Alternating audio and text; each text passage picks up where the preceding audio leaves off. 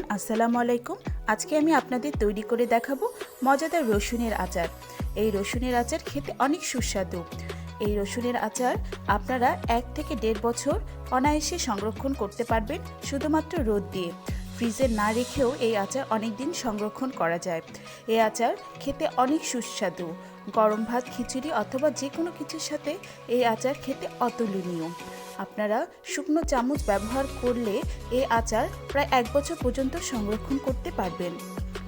তো চলুন দেখে নেওয়া যাক এই রসুনের আচারের রেসিপি। প্রথমে আমি একটি ফ্রাই প্যান নিয়ে নিচ্ছি।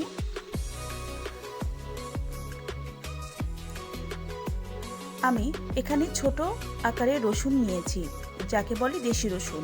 দেশি রসুন এই আচারে ব্যবহার করলে এর স্বাদ দ্বিগুণ বেড়ে যায়, তাই আমি এখানে ছোট রসুন ব্যবহার করে নিচ্ছি।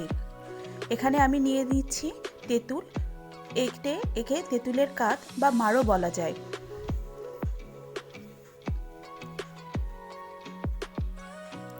রসুনের আচার তৈরি করার জন্য আমি 1 কাপ পরিমাণ সরিষার তেল ব্যবহার করছি। সরিষার তেল সামান্য গরম হলে এখানে আমি 1 টেবিল চামচ পাঁচফোড়ন ব্যবহার করছি। সামান্য নেড়ে ছিলে রাখা রসুনগুলো তেলের মধ্যে দিয়ে নিচ্ছি।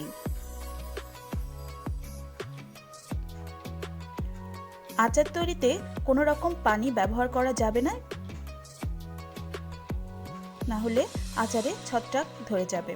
এবার আমি শুকনো মরিচ দিয়ে নিচ্ছি। শুকনো মরিচগুলোকে কাঁচি দিয়ে একটু বাঁকা করে কেটে দিচ্ছি। এতে দেখতেও সুন্দর লাগবে, খেতেও অনেক মজা লাগবে।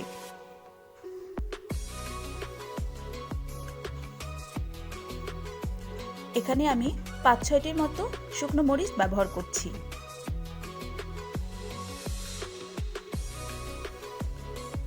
রসুন এবং মরিচগুলোকে সামান্য মিশিয়ে নিব।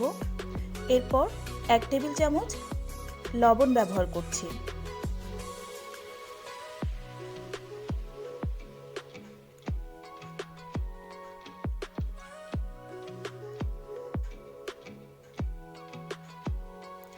দিয়ে নিচ্ছি 1 টেবিল চামচ মরিচের গুঁড়ো,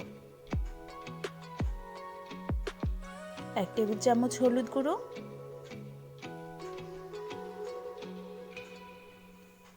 সবগুলো উপকরণকে খুব ভালোভাবে মিশিয়ে নাড়তে হবে।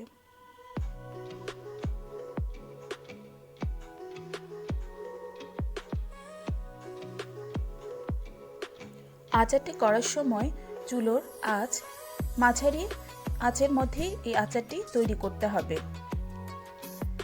এরপর এখানে আমি প্রায় 2 টেবিল চামচের মতো পাঁচফোড়ন গুঁড়ো ইউজ করছি। এখানে আমি আস্ত পাঁচফোড়ন এবং গুঁড়ো পাঁচফোড়ন দুটোই ব্যবহার করছি।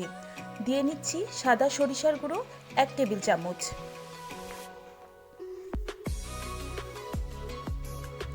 সবগুলো উপকরণকে আস্তে আস্তে নেড়ে নেড়ে দিতে হবে। এরপর 1 কাপ পরিমাণ তেঁতুলের কাঠ আমি ব্যবহার করছি।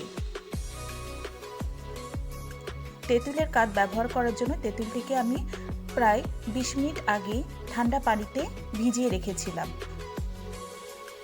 এরপর এখান থেকে বিচিগুলো আলাদা করে তেঁতুলের কাঠটি আমি আচারে ব্যবহার করছি।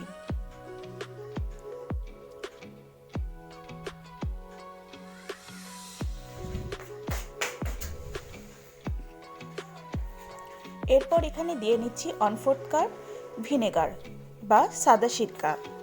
এই সিরকা ব্যবহার করার পর আচার দীর্ঘদিন সংরক্ষণ করা যাবে। দিয়ে নিচ্ছি 2 টেবিল চামচ চিনি। আপনারা চিনির পরিমাণ বাড়িয়ে কমিয়ে দিতে পারেন আপনাদের স্বাদ অনুযায়ী।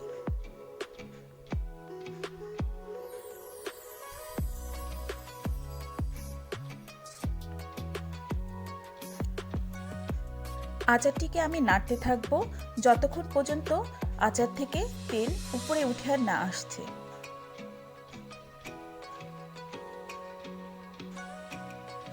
এই আচারটি তৈরি করার সময় খেয়াল রাখতে হবে 90% সিদ্ধ হয়ে গেলে আচারের গ্যাস বন্ধ করে দিতে হবে। বাকি আচারটা বয়মে সংরক্ষণ করে রাখতে হবে। পুরোপুরি সিদ্ধ করলে আচারটি ভেঙে যাওয়ার সম্ভাবনা থাকে।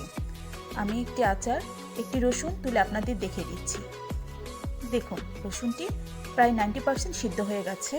আমার আচার থেকে উপরে তেল বেরিয়ে এসেছে। এরপর আচারটিকে আমি 10 মিনিট ধরে ঠান্ডা করব। এরপর একটি শুকনো কাচের বয়মে আমি আচারটিকে সংরক্ষণ করব। এই আচার তৈরি করার সময় তৈরি হয়ে যাওয়ার পর আচারটিকে মাঝে মাঝে মুখ খুলে শুকনো কাপড় দিয়ে উপরটা ঢেকে রোদ দিতে হবে। এভাবে সংরক্ষণ করলে আপনারা এই আচারটি প্রায় 1 বছর সংরক্ষণ করতে পারবেন।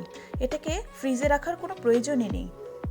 এই আচারে তেল একটু বেশিই থাকবে। তো তৈরি হয়ে গেল আমার মজাদার রসুনের আচার। আমার ভিডিওটি যদি ভালো লেগে থাকে তবে like, comment, share and subscribe করতে ভুলবেন না। আবার দেখা হবে নতুন কোনো ভিডিও নিয়ে। ততক্ষণ পর্যন্ত ভালো থাকবেন। আল্লাহ হাফেজ।